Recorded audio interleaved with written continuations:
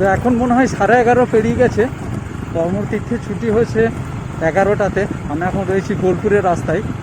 এই রাস্তাটা আমাদের বোলপুর যাওয়ার আসল রাস্তা নয়, আসল রাস্তা অন্যদিকে রয়েছে। বাট আমার খুব ভালো লাগে এই রাস্তাটা, তার কারণ এই রাস্তাটা ছোট ছোট গ্রামের মধ্যে দিয়ে গেছে।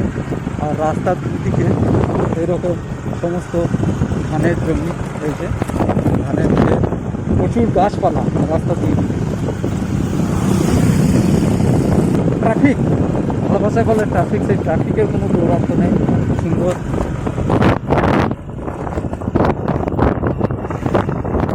রাস্তাটা খুবই যেন নিশ্চুপ। এই রাস্তার উপরে জীবনযাত্রা খুব ধীর স্থির। এখানে যেন সময় খুব ধীরে ধীরে চলছে। রাস্তাটা খারাপ, রাস্তাটা খারাপ এবং আমার সঙ্গের পক্ষে আরও বেশি মুশকিলের। আপনারা শুনতে পাবেন না, তাই মুখের কাছে নিয়ে আসছি মাইক্রোফোনটা। তো মেন রাস্তাটা খুব সুন্দর রাস্তা। বাট এই দিকের এই যে বিউটি, এই যে গ্রামের বিউটি, একটা গ্রামের পরিবেশ, এই যে ক্ষেত, এই যে লোকজন, সবের জন্য এইদিকে আসা। শুনতে পাচ্ছেন কিনা আমি জানি না, হাওয়া আছে কিন্তু।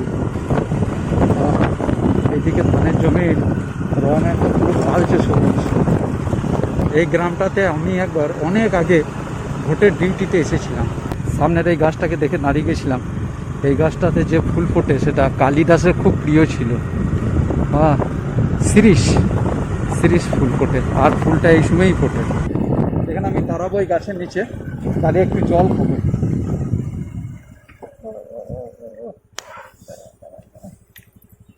এই রাস্তাতে যদি কোনো প্রবলেমে পড়ি, গাড়ির যদি কিছু হয়ে যায়, তাহলে কিন্তু সেরকম ঠিক করার কোনো দোকান টোকান এদিকে পাওয়া যাবে না।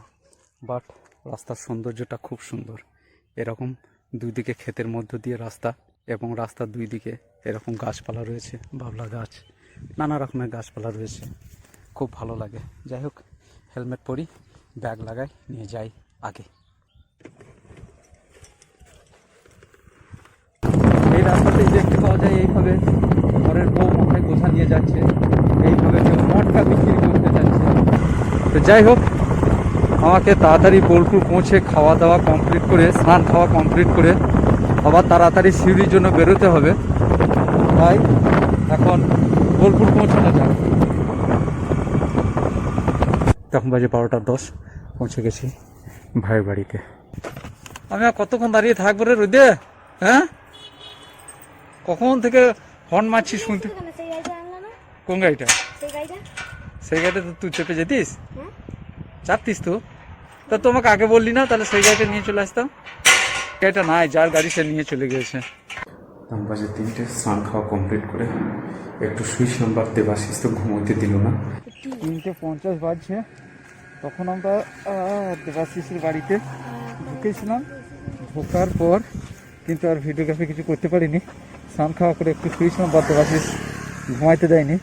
এখন আমরা সিঁড়ি রোডে রয়েছি, দেবাশিস আর আমি চলে এসেছি। বাট এই দেবাশিস বাবু তাকাও, সুমনা ঘুমাইছে। সুমনা আর মিথ্যা কথা বলছে, সারা দুপুর আমাকে ঘুমাইতে দেয় না, নিজে সুমনা ঘুমাচ্ছে। চল আগে জলটা খা, দাঁড়া খোল।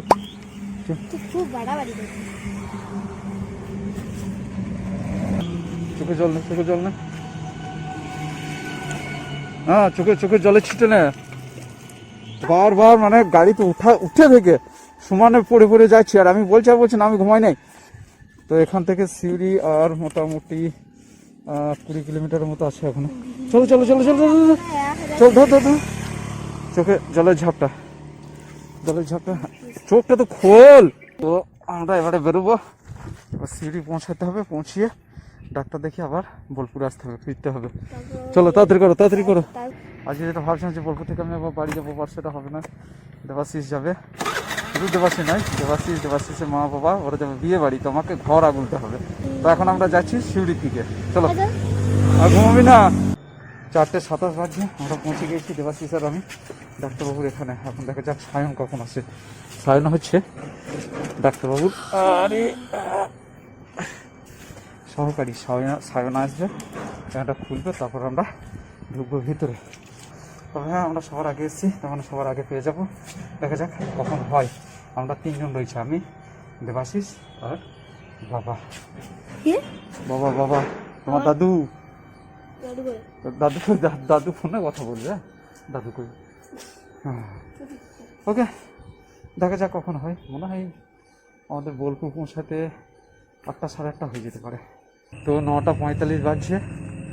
ডাক্তারবাবুর ওখান থেকে জাস্ট এইমাত্র ঘর ঢুকলাম, আর ডাক্তারবাবুর ওখানে সেই দেখা হয়েছে আপনাদের সাথে। তারপর বাড়ি ঢুকে তারপরে আবার দেখা হচ্ছে, বাড়ি মানে ভাইয়ের বাড়িতে। তো এখন বাজে রাত 11টা 5। ডাক্তারবাবুর ওখান থেকে যখন বাড়ি ফিরলাম, মানে ভাইয়ের বাড়িতে রয়েছেন এখন, কথা ছিল আমার বাড়ি যাবার, বাট আর পারলাম না। তখন বাজছিল 9টা 45, হ্যাঁ 9টা 45 বাজছিল।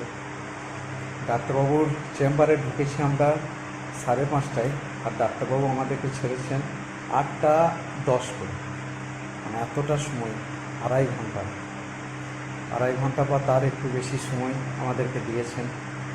আমার বাবা ছিলেন পেশেন্ট, আমার বাবা ফোনে কথা বলেছেন ডাক্তারবাবুর সাথে, আর আমাকে 10 মিনিট দিয়েছেন, বাবাকে 10 মিনিট, বাকিটা ভাইয়ের ছেলে মানে দেবাশিসকে দিয়েছেন। বাট আজকে সকাল থেকে আমি সেই ভোরবেলাতে 4টের সময় উঠেছি, তারপর স্কুল গেছি, স্কুল থেকে এখানে এসেছি, এখানে একটুক্ষণ রেস্ট নিয়েছি, ঘুমিয়েছিলাম, মানে শুয়েছিলাম ঘুমাবো বলে, বাট দেবাশিস ঘুমোইতে দেয়নি। তারপর আবার সেই 3টের সময় বেরিয়ে সিউড়ি, সেখান থেকে 8টা 10-15। তারপর দেবাশিসে প্রচণ্ড খিদে পেয়েছিল, ওকে খাইয়ে সিউড়ি থেকে বেরোতে বেরোতে মোটামুটি 8:30 হয়ে গেছে। সিউড়ি থেকে বেরিয়ে এখন বোলপুরে আমি খাওয়া স্নান কমপ্লিট করে বিছানাতে ঢুকেছি। তো আজকের দিন আমার এইভাবেই গেল। এর মধ্যে আবার স্কুলের কাজ কন্টিনিউ চলছে সারাদিন। আমাদের যে হেড টিচার ছিলেন তিনি রিটায়ার করেছিলেন, তার জন্য একটা অনুষ্ঠান আছে, তাকে আমরা যে বিদায় দেব, সেই অনুষ্ঠানের ব্যাপারে সারাদিন খুনাখুনি চলছে। তো এইসব নানা রকমের জিনিস নিয়ে খিচিবিচি ছিলাম, এবং খাওয়া দাওয়া করে স্নান টান করে বিছানাতে আশ্রয় নিয়েছি। কাল আবার আমাকে 4টের সময় উঠে বাড়ি যেতে হবে। আমি যদি 4:30টায় বেরোতে পারি, তাহলে 9:30টায় বাড়ি ঢুকবো। বাড়িতে তাড়াতাড়ি খাওয়া দাওয়া করে নিয়ে আবার গিয়ে কাল আমার কর্মতীর্থে যেতে হবে। তো আজকের দিন আমার এইভাবেই কাটলো। যে ডাক্তারবাবুর কাছে গেছিলাম, উনি হচ্ছেন একজন হোমিওপ্যাথিক ডাক্তার, এবং উনি যেটা প্র্যাকটিস করেন সেটা হচ্ছে ক্লাসিক্যাল হোমিওপ্যাথ। এই ক্লাসিক্যাল হোমিওপ্যাথ সম্বন্ধে আমি পরে আপনাদেরকে শুধুমাত্র এই ক্লাসিক্যাল হোমিওপ্যাথ সম্বন্ধে পরে একদিন জানাবো। আজকের ব্লগ আমি এখানেই শেষ করছি। সবাই সুস্থ থাকবেন, এবং আপনার পাশে যিনি বা যারা রয়েছেন তাকে বা তাদেরকে সুস্থ রাখবেন। Tata, good bye, good night.